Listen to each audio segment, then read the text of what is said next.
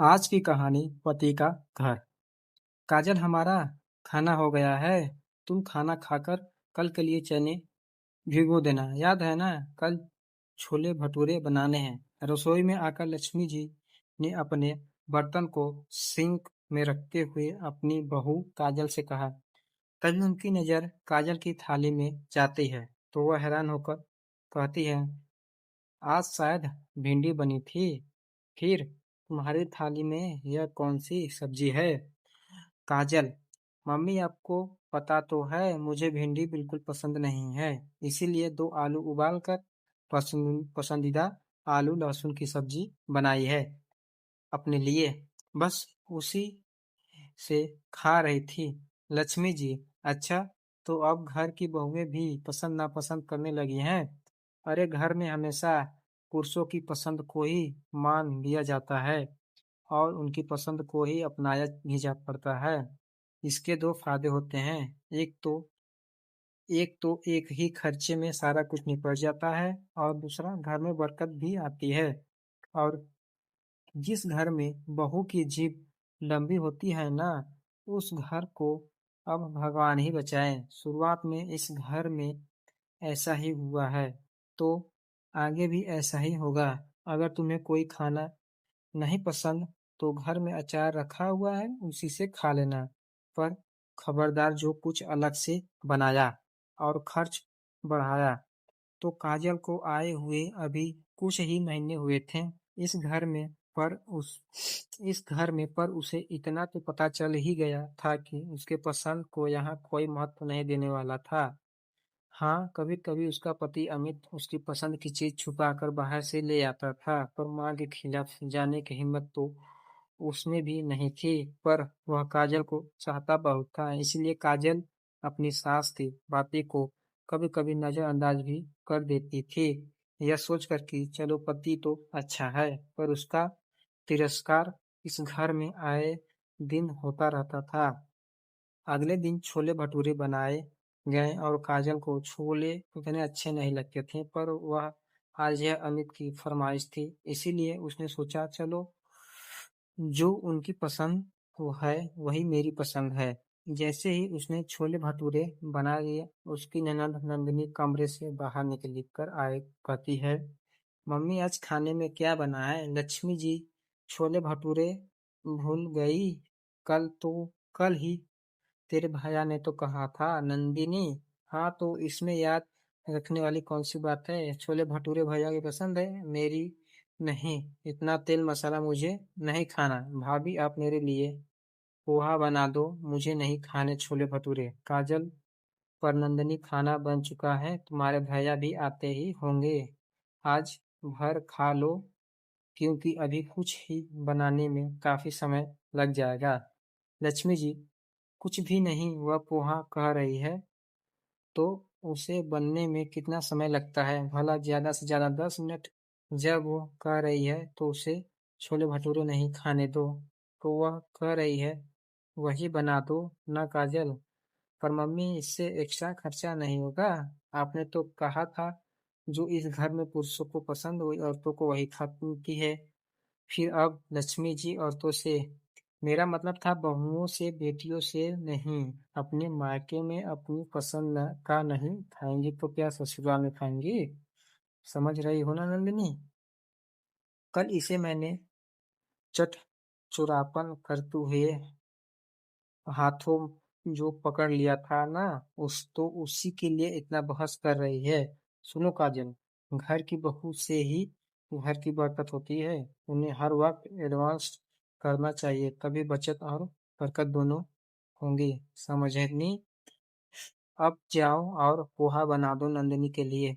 इन सबके बाद काजल बड़ी उदास हो गई। सारा काम निपटा कर बेड पर लेटी, पर अमित से कोई बात नहीं कर रही थी।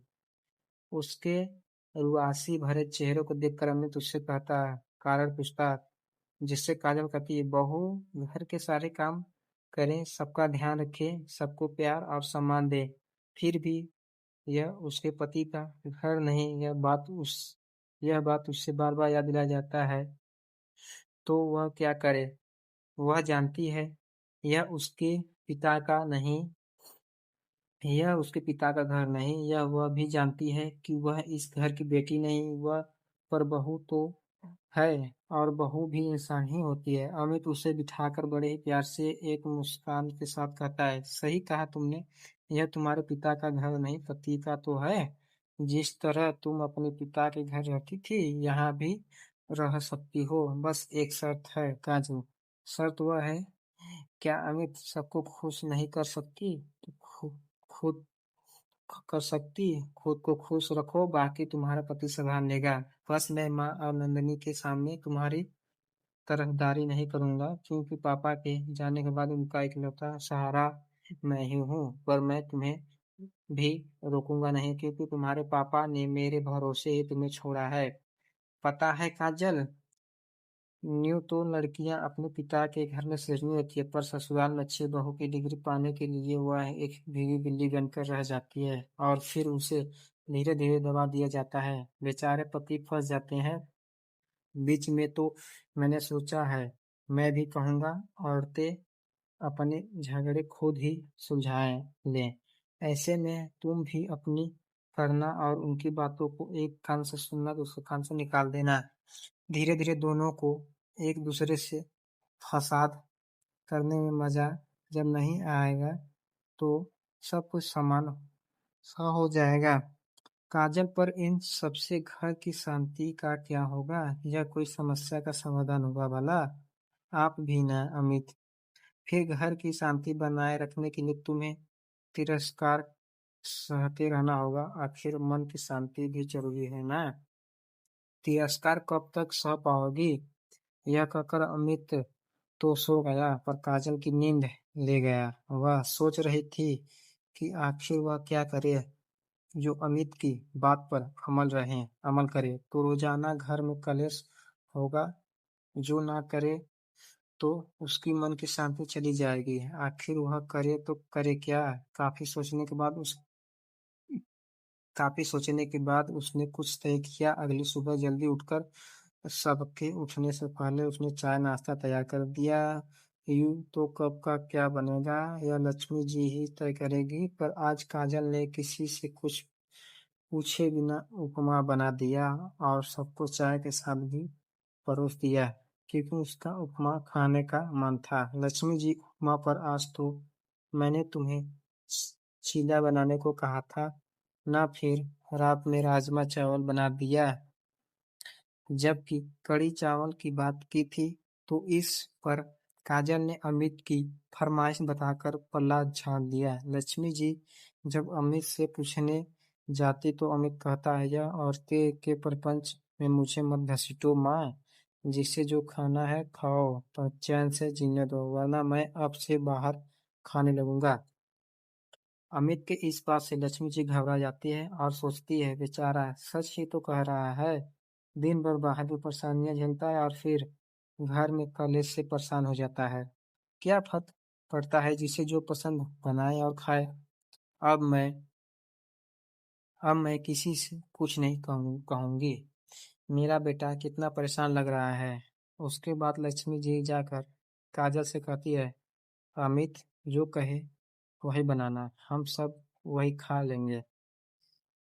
बेकार में बेचारी को परेशान कर रखा हमने। इस बात को सुनकर काजल मन ही मन मुस्कुरा रही थी, और अमित के इस सुझाव के लिए उसका तो अमित के इस सुझाव के लिए उसका तो मन कर रहा था उसके गले लग जाए, पर इस खुशी का इजहार यूं सबके सामने करना तो खतरनाक होता। इसलिए वह अभी के लिए अपनी खुशी को दबाकर अपने कामों में लग जाती है। दोस्तों, अगर पति अमित की तरह हो जाए तो शायद लक्ष्मी जी जैसी सास को कुछ हद तक सुधारा जा सकता है, और काजल जैसी बहू भी पिता के घर को भूलकर पति के घर को सुख और महसूस कर सकती है। दोस्तों, मैं उम्मीद करता हूँ कि आपको यह कहानी पसंद आई होगी। फिर मिलेंगे आपसे अगली कहानी में। आप सभी का धन्यवाद।